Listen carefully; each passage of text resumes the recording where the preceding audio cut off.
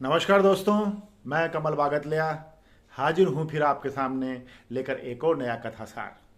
दोस्तों, सावन का महीना और भगवान शिव का सावन में बरसता हुआ टिप टिप टिप टिप आशीर्वाद, रिम झिम बरसात की बूंदें और चारों तरफ गूंजता हुआ हर हर महादेव। दोस्तों, भगवान शिव के 12 ज्योतिर्लिंगों में से जो 9वें स्थान का ज्योतिर्लिंग है वो झारखंड में देवघर में वैद्यनाथ बाबा के नाम से स्थित है। और ये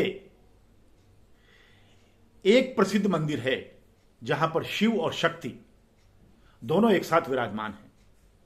यह भी कहा जाता है कि माता पार्वती का हृदय यहां पर गिरा हुआ, इसीलिए इसका नाम हृदय पीठ के नाम से भी प्रख्यात है, प्रसिद्ध है, माना जाता है। श्रावण के महीने में सबसे लंबा चलने वाला, लंबे समय तक चलने वाला श्रावणी मेला विश्व प्रसिद्ध देवघर में ही मनाया जाता है, या इसका आयोजन यहीं पे होता है। पौराणिक कथाओं के अनुसार यह भी मान्यता है कि भगवान शिव का परम भक्त रावण जब भगवान शिव की आराधना कर रहा था, स्तुति कर रहा था, अखंड यज्ञ कर रहा था उनके लिए, और अपना एक एक सिर काटकर उनके चरणों में अर्पित कर रहा था। पहला सिर, दूसरा सिर, तीसरा, चौथा, पांचवां, छठा, सातवां, आठवां, नवां और 10वां सिर जैसे ही उसने काट के भगवान शिव के चरणों में समर्पित करने के लिए अपना हाथ अपनी गर्दन की ओर खंजर के या कटार के साथ या तलवार के साथ जैसे ही आगे बढ़ाया, भगवान शिव सामने प्रकट हो गए और रावण को टोकते हुए कहा कि हे भक्त रावण, मैं तुम्हारी भक्ति से, तुम्हारी प्रार्थना से, तुम्हारी आराधना से बहुत प्रसन्न हूं, अपना इच्छित वर मांगो। तो रावण ने कहा कि हे प्रभु, हे महादेव, मैं आपको अपनी लंका में विराजमान करना चाहता हूं। तो भगवान शिव तो बड़े भोले हैं, अनायास ही प्रसन्न हो जाते हैं, चाहे वो देव हो, असुर हो। भगवान शिव ने रावण से कहा कि तथास्तु, रावण आप मुझे अपने साथ लंका में ले चलिए, लेकिन एक शर्त है, अगर आपने मुझे जमीन पर रख दिया तो मैं जमीन से वापस दोबारा नहीं उठूंगा, इसलिए इस बात का ध्यान रखना।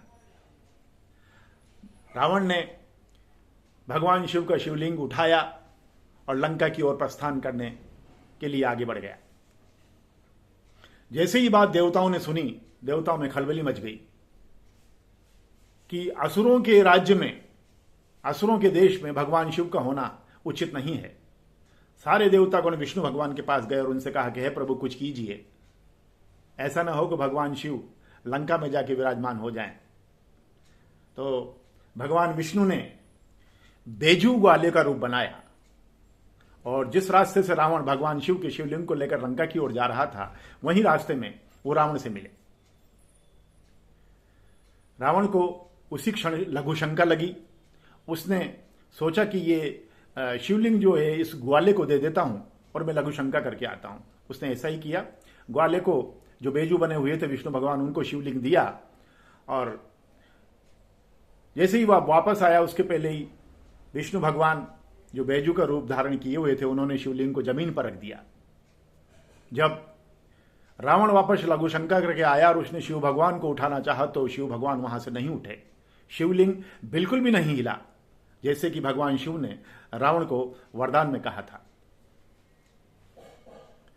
तो यह देखकर रावण को गुस्सा आ गया और उसने भगवान शिव को वहीं, भगवान शिव की जो शिवलिंग थी उसको वहीं जमीन में धंसा दिया। और उसके बाद देवताओं ने भगवान शिव के उसी स्वरूप को वहां पर स्थापित कर उसकी पूजा अर्चना शुरू की, उसकी प्रार्थना शुरू की और बाबा वैद्यनाथ के रूप में वहां पर स्थापित किया। भगवान शिव की लीला बड़ी ही निराली है। अपनी बात भी रखते हैं और समाधान भी करते हैं। हर हर महादेव, जय शिव शंभो। देवघर में महादेव विराजे, साती शक्त पीठ के संग संग देव घर में महादेव विराजे, सती शक्ति पीठ के संग संग मस्तक बलि रावण की देख कर शिव शंकर हो गए दंग।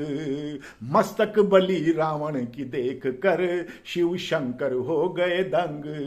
इच्छित वरवश रावण शिवले लंका राह चल पड़े। इच्छित वरवश रावण शिवले लंका राह चल बैठे। बोले सुन देवों की करुण विनय, यहीं वेदनाथ बन बैठे। बोले देवों की सुन करुण विनय, यहीं वेदनाथ बन बैठे। बोले यहीं वेदनाथ बन बैठे, शंभु यहीं वेदनाथ बन बैठे। भगवान शिव की लीला, भगवान शिव का आशीर्वाद और भगवान शिव की दया आशीर्वाद के साथ साथ बहुत निराली होती है दोस्तों, बहुत आनंददायी होती है। तो सावन के महीने में शिव शिव कहते रहिए और आनंद उठाते रहिए। तो मिलते हैं फिर अगली बार लेकर एक और नया कथासार। तब तक के लिए धन्यवाद, आभार, प्रणाम। हर हर महादेव, जय श्री कृष्णा, जय श्री राम।